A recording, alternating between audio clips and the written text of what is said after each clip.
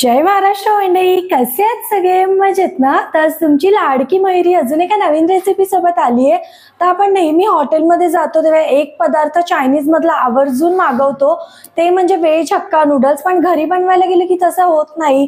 बऱ्याच वेळा आपले नूडल्स चिकट होतात किंवा तसे सुटसुटीत बनत नाही जसे हॉटेलमध्ये मिळतात. सो म्हणूनच आज मी तुमच्यासाठी स्पेशली व्हिडिओ बनवतेय, ते म्हणजे नूडल्स बॉईल करताना आपण काय चुका करू नये ज्यामुळे आपले नूडल्स चिकट होतात किंवा आपले नूडल्स सुटसुटीत होण्यासाठी काय करावं हे सगळं मी तुम्हाला सांगणार आहे. आणि एकदम हॉटेलमध्ये जसे मिळतात ना तसे व्हेज हक्का नूडल्स आज आपण घरी बनवणार आहोत. तर चला पटकन रेसिपीला सुरुवात करूया. तर मंडळी, नूडल्स बनवताना सगळ्यात मेन गोष्ट ती म्हणजे नूडल्स कसे घ्यावे. तर हे बघा, नूडल्स ना मी लोकल मार्केटमधूनच जे असे लोकल आपल्या पॅकेटमध्ये असतात ना, ओपन पॅकेटमध्ये तेच प्रेफर करते. बिकॉज ते जास्त जाडही नसतात, जास्त पातळही नसतात. हे बघा, एकदम मीडियम आहेत आणि असेच नूडल्स छान सुटसुटीत बनतात. जास्त जाड नूडल्स ना एकदम असे चिकट चिकट होतात. तर चला आता ह्याला बॉईल करताना काय चुका टाळायच्या त्या सुद्धा सांगते मी तुम्हाला. त्यानंतर दुसरी महत्वाची गोष्ट ती म्हणजे टोपात ना पाणी जास्त प्रमाणात ठेवायचं आणि हे बघा त्याला ना असं खळाखळा उकळू द्यायचं. मग त्याच्यामध्ये टाकायचंय मीठ. हे बघा, मी मोठा चमचा भरून मीठ ऍड करतेय. त्याचसोबत 1 चमचाभर तेल, जेणेकरून आपले नूडल्स ना सुटसुटीत होतात. आणि आपण ज्या नूडल्स घेतलेत ना त्या ह्याच्यामध्ये ऍड करायच्या. पण लक्षात ठेवा, पाणी असं ना बॉईल झालं पाहिजे, एकदम असं उकळलं पाहिजे.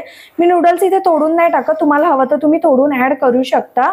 आता ह्याच्यावर झाकण न ठेवता तुम्हाला 4 ते 5 मिनिटं ना ह्याला असंच बॉईल होऊ द्यायचंय. ओव्हरकुक अजिबात करायचं नाहीये. मी इथे हाय फ्लेमवरच 4 ते 5 मिनिटं ह्याला ना शिजवून घेणार आहे. थोडंसं असं सुटसुटीत करायचं जेणेकरून असं प्रॉपर कुक होतं ते. तर मंडळी, हे बघा 4 ते 5 मिनिटांनंतर ना आपले नूडल्स कुक झालेत की नाही हे बघण्यासाठी ना एखादशी हातात घ्यायची. ही नूडल्स गरम आहे, थोडं सांभाळून. हे बघा, आणि असं बघायचं हे तुटतंय की नाही. हे बघा, इझिली तुटतंय. ह्याचाच अर्थ आपले नूडल्स प्रॉपरली कुक आहेत. ओव्हर कुक करायचं नाही अजिबात. आता गॅस बंद करायचा आणि ह्याच्यातलं जितकं पण गरम पाणी आहे ना सगळं निथळून काढायचं, जेणेकरून ना ह्याची कुकिंग प्रोसेस स्टॉप होते. नाही तर आपण ह्याच पाण्यात ठेवलं ना तर ते ओव्हर कुक होतं. हे बघा, आपल्या नूडल्स ना आपण गरम पाण्यातून बाजूला अशा काढून घेतले, सगळं पाणी निथून. आता काय करायचं, ह्याच्यामध्ये ना हे बघा मी थंड आपलं नॉर्मल जे वॉटर असतं ना ते घेतलंय. ते ह्याच्यामध्ये टाकायचं आणि प्रॉपर असं हाताच्या साहाय्याने थोडंसं असं करून एका प्लेटमध्ये पसरून ठेवायचंय. असं केल्याने काय होतं, म्हणजे त्याच्यात थोडं पण काही गरम असं पाण्याचा अंश असेल ना तो निघून जातो आणि कुकिंग प्रोसेस तिथे स्टॉप होते. हे बघा, अशा ना सगळं पसरून ठेवायचं एका बाजूला 5 ते 10 मिनिटं. आणि आता ह्याच्यावर थोडंसं तेल टाकायचंय, अगदी थोडंसं 2-4 थेंब. हे बघा, आणि परत हाताने असं प्रॉपर त्यांना सगळं तेल लावून बाजूला ठेवायचंय. असं केल्याने ना आपल्या नूडल्स अजिबात चिकट होणार नाही. तर आता हे नूडल्स आपण बाजूला ठेवून देऊया, तोपर्यंत मस्त सगळ्या भाज्या तळून घेऊया. एक पॅन घ्यायचा असा थोडासा पसरट, त्याच्यामध्ये तेल ऍड करायचंय आणि तेल कडून तापू द्यायचंय बरं का मंडळी. तुमच्याकडे चायनीज पॅन वगैरे असेल ना, पातळ एकदम असतात बघा, तसं तुम्ही ऍड करू शकता. सो मी इथे हे बघा 20 ते 25 लसणाच्या पाकळ्या म्हणजे चिरून घेतले. त्याचसोबत अद्रक सुद्धा ना छानपैकी चिरून घेतलंय. अद्रक आणि लसूण जास्त टाकायचं, त्याच्यामुळे चव येते चायनीज पदार्थांना. आता 1 मिनिटभर ना हे तेलात परतून घेऊया आपण. थोडासा लालसर कलर आला ना की ह्याच्यामध्ये मिरच्या टाकते मी 5 ते 6 अशा थोड्याशा जाड चिरलेल्या. आणि आता ह्याच्यामध्ये 1 बारीक चिरलेला कांदा, त्याचसोबत 1 बारीक उभी चिरलेली शिमला मिरची आणि गाजर, हे सगळं ऍड करायचं आणि 1 ते 2 मिनिटभर हाय फ्लेमवर परतून घ्यायचंय.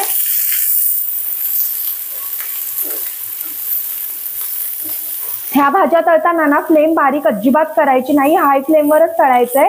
आणि जास्त ओव्हरकुक करायचं नाही, ह्यांचा क्रंच तसाच राहिला पाहिजे. व्हेजीस मस्त आपल्या टॉस झालेल्या आहेत, फक्त 1 ते 2 मिनिटं, आणि क्रंच पण त्यांचा तसाच राहिला पाहिजे. सो मी चवीनुसार मीठ टाकले, बिकॉज आपण नूडल्स बॉईल करताना जे मीठ टाकलेलं ना ते वॉश करताना तर अर्ध निघून जातं.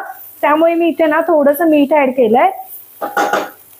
आणि अगदी थोडंसं आता मी ना चमचाभर रेड चिली सॉस ऍड करणार आहे. तुम्ही ग्रीन चिली सॉस वगैरे सुद्धा ऍड करू शकता. हे बघा, आणि थोडंसं केचप टाकणार आहे. केचप ऑप्शनल आहे, नाही टाकलं तरी देखील चालेल, पण चव खूप छान येते. सो नक्की ऍड करा. एकदा परत मिक्स करायचं.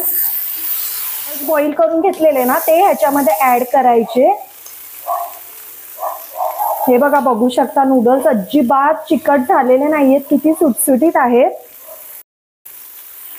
आणि आता ह्याच्यावर टाकायचं आहे soya sauce. Because me soya sauce ना व्हेजिटेबल्स मध्ये टाकला नाही, त्यांचा कलर चेंज होतो, त्यामुळे ना नूडल्स वरच टाकायचं आहे.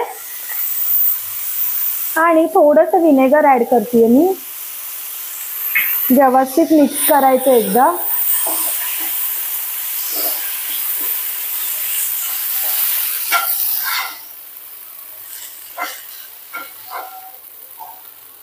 एकदम नॉन स्टिकी असे आपले व्हेज हक्का नूडल्स तयार आहेत. बघू शकता कसल्या भारी दिसत आहेत. मी ते अगदी थोडीशी कोथिंबीर ऍड केली आहे. तुमच्याकडे ना कांद्याची पात, ज्याला आपण स्प्रिंग ओनियन म्हणतो, ते असेल तर नक्की ऍड करा. आणि तुम्हाला हवं असेल तर अजून व्हेजिटेबल तुम्ही ऍड करू शकता. कोबी म्हणा किंवा काही तुम्हाला आवडत असेल ते, red bell pepper, yellow bell pepper, whatever you want you can add.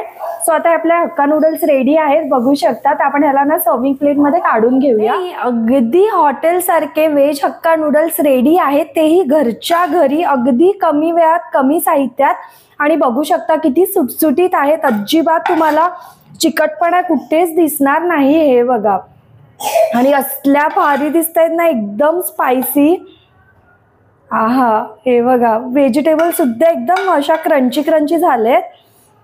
तर घरी ना नक्की ट्राय करून बघा. आणि व्हिडिओ आवडला तर लाईक करा, चॅनलला सबस्क्राईब करा.